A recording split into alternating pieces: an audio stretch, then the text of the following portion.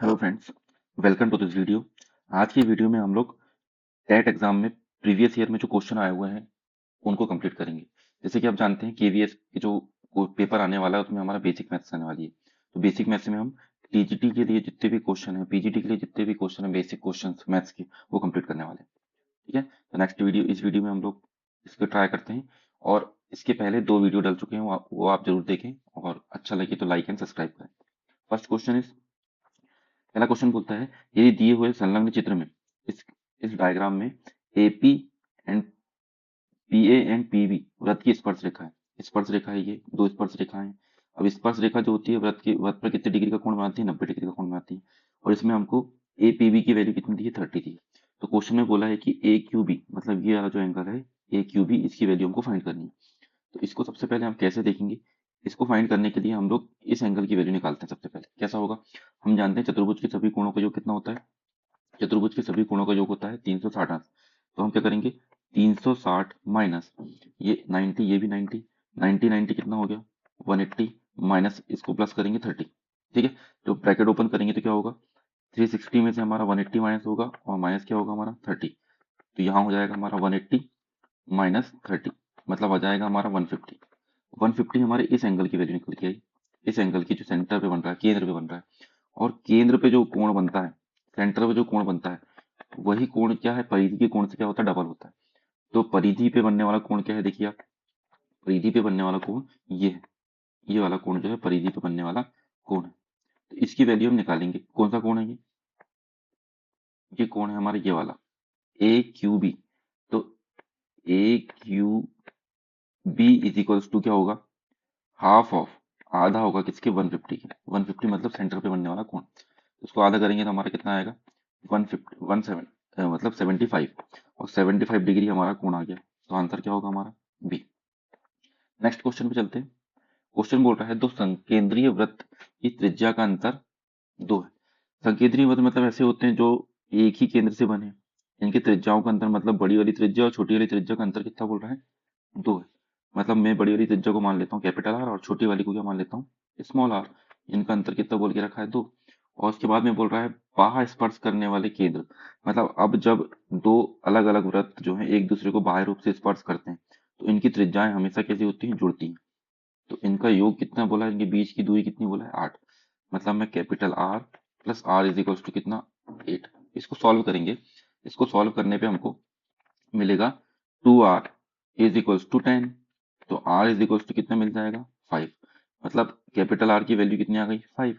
Capital R की value यदि 5 आ गई तो स्मॉल आर की वैल्यू क्या आएगी हमारी? स्मॉल आर की वैल्यू आएगी, कैपिटल आर की वैल्यू आ गई हमारी कितनी? 5। तो स्मॉल आर की वैल्यू कितनी आएगी? इसमें वैल्यू रख दो। 5 plus R is equals to 8। तो आर इज इक्वल्स टू कितना जाएगा? 3। तो स्मॉल आर की वैल्यू निकल गई हमारी 3। क्वेश्चन में बोला है बड़े वृत्त की त्रिज्या क्या होगी?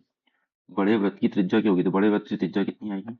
5। और स्मॉल की बोलता तो कितना कितना आता हमारा? 3। ठीक है, नेक्स्ट क्वेश्चन पे चलते हैं।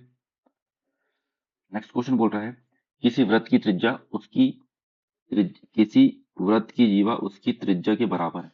मतलब कोई एक वृत्त है, इसकी जो जीवा है, इसकी लंबाई और केंद्र से रहने वाले की लंबाई कितनी है? बराबर है। तो यहाँ से भी यहाँ तक केंद्र बनेगा। केंद्र से ये भी त्रिज्या, ये भी त्रिज्या और ये तीनों बराबर है। तो वृत्त जीवा के द्वारा वृत्त के लघु चाप भी बिंदु पर आंतरिक कोण क्या होगा? अच्छा, ये क्वेश्चन बोल रहा है कि ये देखिए, ये होता है हमारा बड़ा, इसको बोलते हैं हम दीर्घ चाप और इसको बोलते हैं हम लघु चाप। तो दीर्घ चाप और लघु चाप के बेस पे बोल रहा है। तो लघु चाप के द्वारा केंद्र पे कितना कोण बन रहा है? तो लघु चाप द्वारा केंद्र कितना कोण कितना बनेगा? 60 डिग्री, क्योंकि ये कहाँ बन रहा है? केंद्र पे बन रहा है। तो ये है हमारा लघु चाप। तो यहाँ बनेगा 60 डिग्री का कोण। तो 60 डिग्री का कोण कहाँ है? सी नंबर पे। वैसे ही नेक्स्ट क्वेश्चन पे चलते हैं हम लोग। नेक्स्ट क्वेश्चन बोलता है हमको एक वृत्त में 120 डिग्री के खंड की त्रिज्या, 120 डिग्री का खंड की त्रिज्या कितनी है? क्षेत्रफल कितना है? 66 डिवाइड बाय 7 सेंटीमीटर। तो वृत्त का व्यास क्या होगा? तो ये हमने बना लिया वृत्त। इस पे क्या बन रहा है? 120 अंश का कोण बन रहा है। 120 अंश का कोण केंद्र भी बनेगा, सीधी सी बात है। ऐसे क्वेश्चन के लिए हमको एक सूत्र होता है, क्या होता है? पाई आर स्क्वायर थीटा अपॉन 360। इसकी वैल्यू दे के रखा है कितना हमने 66/7। हमको पाई की वैल्यू क्या है 22/7 रखनी है, तो मैं लिखूंगा 22/7 इंटू में 360। आर की वैल्यू हमको फाइंड करनी है और थीटा कितना है हमारा 120 इज इक्वल टू कितना 66/7। ये 7 से 7 कैंसिल, 12 कम 12, 12 दूनी जो भी बढ़ दिया 36। इसको भी काटेंगे तो कितने बार कटेगा 3 बार। तो R square is equal to कितना 9, तो आर इज इक्वल टू हो जाएगा हमारा 3। अब क्वेश्चन ने बोला क्या है, क्वेश्चन ने बोला है कि इसका व्यास क्या होगा। तो व्यास सीधी सी बात है त्रिज्या का डबल, तो कितना हो जाएगा 6। तो आंसर आ जाएगा हमारा 6 सेंटीमीटर। नेक्स्ट क्वेश्चन, यदि दो वृत्त के केंद्र के बीच की दूरी उसकी त्रिज्या के योग से कम है तो वह वृत्त होगा। अच्छा, ये क्वेश्चन पूरा कॉन्सेप्ट वाला है। इसमें क्या करना पड़ता है, हम पहले इसको समझ लेते हैं। यदि हमारा कोई दो वृत्त हैं और जो एक दूसरे को अंतः स्पर्श करते हैं, अंतः स्पर्श करते हैं, तो केंद्र यहाँ होगा एक का और एक का केंद्र ये होगा। तो इनके बीच की जो दूरी होगी वो कैसी होगी, त्रिज्या के योग से कैसी होगी, छोटी होगी। ठीक है, त्रिज्या का योग जो होगा बड़ी वाली त्रिज्या से कैसा होगा, छोटा होगा। ठीक है, ये स्मॉल आर और ये यहाँ से यहाँ तक कैपिटल आर, इनके बीच क्या होगा, जो उनकी दूरी होगी वो कुछ इस टाइप से निकलेगी। दूरी जो निकलेगी हमारी अंतः स्पर्श यदि करता है तो स्मॉल आर और कैपिटल आर जो होगा वो छोटा होगा, इनकी दूरी कैसी होगी, छोटी होगी। दूसरा, यदि कोई वृत्त ऐसा है और वो एक दूसरे से कैसा स्पर्श करता है, बाह्य स्पर्श करता है, तो इनके बीच की दूरी कैसी होगी, इनकी बीच की दूरी होगी capital R plus small are.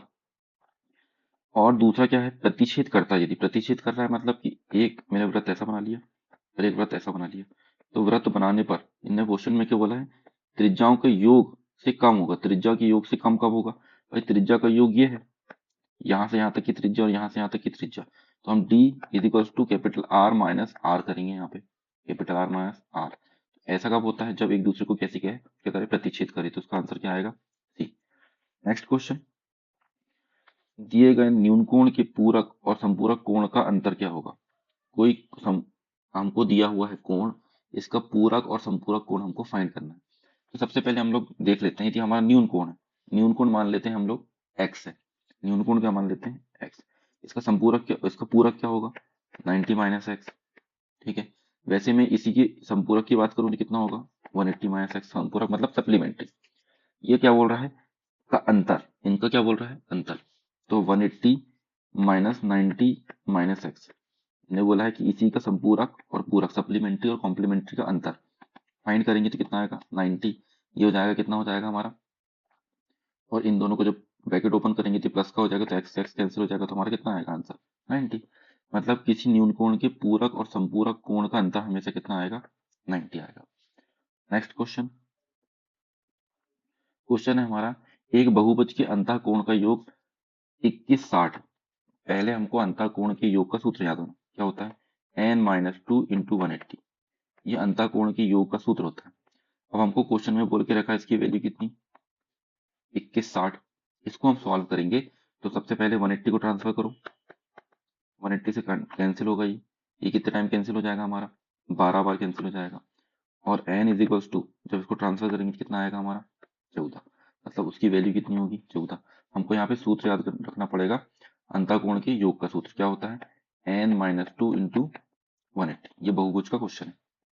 Next question, question बोलता है एक त्रिभुज की अंतःवृत्त की त्रिज्या जिसकी भुजा 3 सेंटीमीटर 4 सेंटीमीटर और 5 सेंटीमीटर।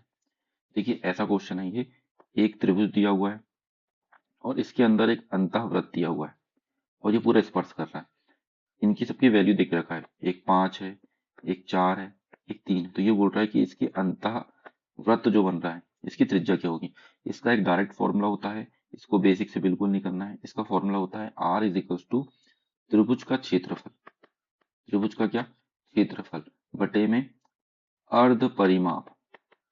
क्या अर्ध परिमाप, त्रिभुज का क्षेत्रफल क्या होगा 1/2 आधार गुणित ऊंचाई, 1/2 आधार कितना है 3 गुणित ऊंचाई कितना है 4।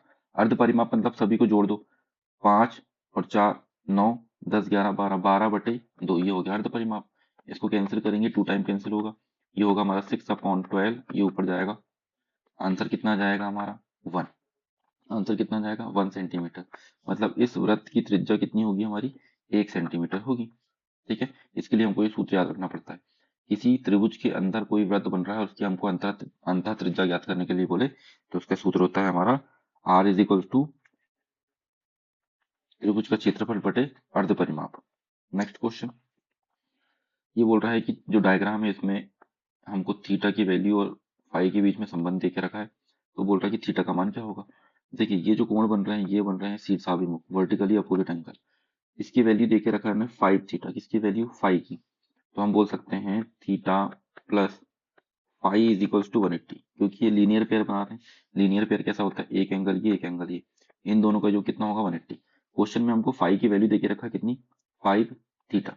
तो हम बोलेंगे theta plus 5 theta is equals to कितना 180 डिग्री। तो 6 थीटा इज इक्वल्स टू 180, तो थीटा इज इक्वल्स टू कितना 18 मतलब 30 डिग्री। थीटा की वैल्यू निकल गई 30। क्वेश्चन में क्या बोला था, थीटा निकालना, तो आंसर आ जाएगा हमारा कितना ए। नेक्स्ट क्वेश्चन है, नेक्स्ट क्वेश्चन बोल रहा है समबाहु त्रिभुज के लिए एडी लंब है किस पे, बीसी पे। समबाहु त्रिभुज बना लो जिसकी सभी भुजाएं कैसी हैं, बराबर। इसमें बोल रहा है कि एडी लंब है किस पे, बीसी पे। मतलब ये होगी हमारी बीसी और ये होगा हमारा क्या, एडी। तो कौन सा कथन सत्य है, इसको हमको याद रखना है। याद क्या रखना है, त्रिभुज, कोई त्रिभुज है उसके ऊपर कोई परपेंडिकुलर बाइसेक्टर है या फिर इसको एक लंब है, तो वो लंब जो होता है 4 गुना होता है उसके लंब के वर्ग 4 गुना होता है बराबर 3 गुना किसी अन्य भुजा के। अन्य भुजा कौन सी, ए बी का स्क्वायर बोल दो, 3 गुना बोल दो आप बीसी का स्क्वायर या एसी का स्क्वायर, कोई भी भुजा का वर्ग। और क्या बोल सकते हैं, 3 गुना बीसी का स्क्वायर। इसमें से कोई एक हमारा ऑप्शन में होगा। तो ऑप्शन में क्या है हमारा 4AD is equal to 3AB, ये होगा हमारा आंसर। 4:3 का अनुपात होता है। ठीक है, नेक्स्ट क्वेश्चन। नेक्स्ट क्वेश्चन है, दो रेखाएं हमारी समांतर है, क्या बोला आपने, A B and A B parallel to C D. जब पैरेलल होते हैं तो ये कोण में हमको 3-4 टाइप के कोण बनते हैं। पहला कोण होता है हमारा संगत कोण, इसको हम कोरस्पॉन्डिंग एंगल बोलते हैं। दूसरा होता है हमारा एंगल ऑन सेम साइड, एक ही रेखा पर बना कोण। और एक होता है एकांतर। एकांतर मतलब अल्टरनेटिव इंटीरियर एंगल। ये 3-4 टाइप के एंगल बनते हैं, बट ये एंगल जो बन रहा है हमारा एंगल ऑन सेम साइड, इनके योग हमेशा 180 के बराबर होता है। मतलब कि 2x plus 3x plus 10 is equals to 180 degree. ये एंगल और ये एंगल का जो कितना 180 डिग्री। तो 5x इज इक्वल्स टू 170, तो x इज इक्वल्स टू 5×3=15, 5×6=30, मतलब x की वैल्यू कितनी आ गई 36। क्वेश्चन में फाइंड करने के लिए क्या बोला है, x की वैल्यू, तो हमारा आंसर कितना आएगा सी। नेक्स्ट क्वेश्चन, देखिए लाइक एंड सब्सक्राइब करें यदि क्वेश्चन अच्छे लग रहे हैं आपको, बिल्कुल लाइक एंड सब्सक्राइब करें। नेक्स्ट क्वेश्चन, क्वेश्चन बोल रहा है कि ए डी बी और ए ए ओ बी क्रमशः हैं। क्वेश्चन में हमें डायग्राम में 60 डिग्री इसका वैल्यू दी है, इसका वैल्यू दी है। देखिए कभी भी वृत्त के सेम चाप से, सेम जीवा से बनने वाला कोण, केंद्र पे बनने वाला कोण, इनके बीच में कुछ ना कुछ संबंध होता है। देखिए ये सेम चाप से बन रहा है, ये 60 डिग्री है तो ये 120 डिग्री होगा, ये याद रखना है आपको। कौन सा, ए ओ बी। ए ओ बी कितना होगा, यदि ये 60 है, देखिए ये डायग्राम हमारा, ये केंद्र एक बना हमारा परिधि के ऊपर, एक बना हमारा परिधि के ऊपर कोण, और सेम यहीं से इसी जीवा से क्या बन गया, केंद्र पर बन गया। तो ये जो होता है हमारा 2 थीटा होता है, तो ये क्या होता है थीटा। मतलब केंद्र पे बनने वाला कोण कैसा होता है, डबल होता है। तो ए ओ बी क्या होगा हमारा, ए ओ बी 60 का दुगना 120, 60 का दुगना 120, और ए डी बी क्या होगा, ए डी बी, देखो यहाँ पे भी कोण जो है परिधि पे बन रहा है, तो ये भी 60 होगा और ये कितना होगा 120। 60 120 कहाँ है हमारा, डी पर। तो हम ऐसा लिखते हैं, केंद्र पर बनने वाला कोण सेम जीवा द्वारा, केंद्र पर बनने वाला कोण और परिधि पर बनने वाला कोण कैसे होते हैं एक दूसरे के बीच में, 1:2 का अनुपात होता है। नेक्स्ट क्वेश्चन, क्वेश्चन बोलता है सम पंचभुज के अंतः कोणों का योग क्या होगा। पहली बात, पंचभुज की जब भी बात आती है, पंचभुज की बात जब भी याद आती है तो हमको 540 की सभी अंतः कोणों का योग याद रखना है। और हमने अब भी बताया आपको अंतः कोण के योग का सूत्र क्या होता है, n-2 into 180 is equals to 540। तो n इज इक्वल्स टू, इसको जब कैंसिल करेंगे 18 दूनी, ये 18 हो जाएगा, कितनी बार जाएगा, 3 बार जाएगा, कितनी बार जाएगा, 3 बार जाएगा। तो ये 3 टाइम कैंसिल हो जाएगा, -2 + 2 मतलब n इज इक्वल्स टू कितना जाएगा 5। मतलब वैल्यू कितनी आ गई हमारी 5। बट क्वेश्चन में पूछ रहा है क्या, अंतः कोणों का योग कितना होगा। तो सीधी सी बात है, अंतः कोणों का योग कितना होगा 540। और ये सम कितने भुज है, पंचभुज, निकल गया हमारा पंचभुज की वैल्यू। ठीक है, नेक्स्ट क्वेश्चन। क्वेश्चन बोल रहा है ये जो कोण बना, ये त्रिभुज बना है, इसमें x का मान क्या होगा। तो ये बाह्य कोण प्रमेय, क्या बाह्य कोण प्रमेय, बाह्य कोण प्रमेय मतलब ये वाला कोण और ये वाले कोण का योग जो होगा इस बाह्य कोण के बराबर होगा। मतलब मैं बोलूंगा 110 में से मैं 60 को माइनस करूंगा तो हमारे x का मान निकल के आ जाएगा। 10 माइनस करे 50 माइनस करे जाएगा हमारा कितना, 50। आंसर जाएगा हमारा 50 बाह्य कोण प्रमेय के आधार पर। नेक्स्ट क्वेश्चन है, एक पंचभुज के 4 कोण इतने इतने इतने हैं, तो पंचभुज का 5वां कोण क्या होगा। अब भी हमने पढ़े पंचभुज के सभी कोणों को जो कितना 540, इनमें से माइनस क्या करना है 73 प्लस 97 प्लस 146 प्लस 138, इन सभी को प्लस करेंगे और कितने में से माइनस कर देंगे हम लोग 560 में से माइनस कर देंगे। इनको सबको प्लस करने पर हमारा आ रहा है 540 माइनस 454 इज इक्वल टू, इसको माइनस करने में आएगा 86, जो कि हमारा क्या होगा आंसर। हमको याद रखना है पंचभुज के सभी कोणों का योग कितना होता है 540। नेक्स्ट, यदि एक समपंचभुज के प्रत्येक अंतःकोण बोला है इस बार, प्रत्येक अंतःकोण का योग का सूत्र होता है n-2 इंटू 180, और प्रत्येक अंतःकोण का मान होता है n-2 इंटू 180 अपॉन में n इज इक्वल टू 165। इसकी वैल्यू देके रखा है और क्वेश्चन में बोल के रखा है इसकी प्रत्येक भुजा या भुजा की संख्या ज्ञात कीजिए। बहुत इजी क्वेश्चन है। ऐसे क्वेश्चन को करने के लिए सबसे पहले हमको याद होना चाहिए इसका सूत्र। सूत्र तो हमको समझ में आ गया, अब हमको फाइंड करना है इसके कोणों का मान। बस इसको सॉल्व करते हैं। या फिर दूसरा तरीका यह है, यदि अंतःकोण 165 का है तो बाह्य कोण कितने का होगा, बाह्य कोण होगा 180 माइनस 65, बाह्य कोण होगा हमारा कितने का 15 का। अब 15 हमारा अंतःकोण निकल गया एक, तो हम बाह्य कोण को निकाल सकते हैं। क्या होगा, बाह्य कोण होगा 360 माइनस 15 डिवाइड 15 से डिवाइड कर दो तो इसकी भुजा निकल के आ जाएगी हमारी। तो 15 दूनी 30, 15 दिया 15 दूनी 30, बचेगा कितना हमारा 6, 15 चौ 60, हमारा आ गया आंसर कितना 24। नेक्स्ट क्वेश्चन है, एक समद्विबाहु बाहु त्रिभुज एबीसी का ऊर्ध्वाधर कोण कोण ए 70 डिग्री का है। कौन सा त्रिभुज बोला है हमने, समद्विबाहु। समद्विबाहु मतलब जिसकी दो भुजाएं किसी हैं बराबर, इसको मैं मान लेता हूँ बराबर। कोण ए 70 डिग्री है, कोण ए कितना 70 डिग्री। ऊर्ध्वाधर कोण मतलब बड़ा हुआ यहाँ वाला, और ये कोण कैसे बराबर होंगे, मतलब ये भी एक्स ये भी एक्स। तो बोल रहे हैं कौन सा संबंध सही है। पहले हम लोग सभी का मान निकाल लेते हैं। ये यदि 70 है, यदि 70 है तो दूसरे कोण कितने कितने के होंगे, ये एक्स भी हमारा 55 का होगा और ये भी कितने का होगा 55 का होगा। हमने देखे हैं कि बड़ी भुजा के सामने का कोण कैसा होता है, बड़ा होता है। बड़ी भुजा के सामने का कोण बड़ा होता है, मतलब सबसे बड़ी भुजा भुजा बीसी होगी। बीसी ग्रेटर देन क्या होगी, ए बी एंड ए सी। तो इसमें ऑप्शन देख लो, बीसी सबसे बड़ा किसमें दिख रहा है, बीसी यहाँ छोटा है, इन दोनों में नहीं होगा। यहाँ पे ए बी और ए सी, ए बी और ए सी तो बराबर है, नहीं होगा। ए सी लेस देन बी सी, इसका आंसर क्या होगा ए सी लेस देन बी सी। बड़ी भुजा के सामने वाला कोण हमेशा बड़ा होता है, या फिर बड़े कोण के सामने वाली भुजा बड़ी होती है। नेक्स्ट क्वेश्चन, क्वेश्चन बोलता है एक अधिक कोण वाले समद्विबाहु त्रिभुज का न्यून कोण कितना है, 25 है। अरे अधिक कोण है मतलब एक कोण सबसे बड़ा होगा, मैं एक त्रिभुज बना लेता हूँ। उसमें से बोल रहा है समद्विबाहु त्रिभुज, समद्विबाहु त्रिभुज में ये दो भुजा बोल देता हूँ। एक कोण बोल रहा है कितने के 25 के, ये भी 25 का होगा, ये भी 25 का होगा। दूसरा कोण कितने का होगा 25 25 50, मतलब हमारा दूसरा कोण क्या होगा 130 का होगा। तो वो बोल रहा है अधिक कोण का मान क्या होगा 130 होगा। Very easy. नेक्स्ट क्वेश्चन, ये क्वेश्चन जो है थेल्स प्रमेय का। थेल्स प्रमेय बोलता है कि दो समांतर भुजाएं जो होती हैं इनके बीच में 1:2 का अनुपात होता है। नेक्स्ट क्वेश्चन को सबसे पहले समझते हैं। त्रिभुज एबीसी में डी ए बी का मध्य बिंदु और डीई समांतर क्या है बीसी है। यदि बीसी बराबर 7, ये बीसी हमारा 7 है, तो एडी कितना होगा। बिल्कुल इजी क्वेश्चन।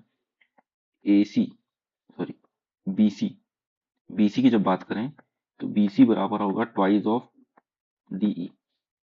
बीसी का मान कितना है 7, बराबर कितना 2 डीई।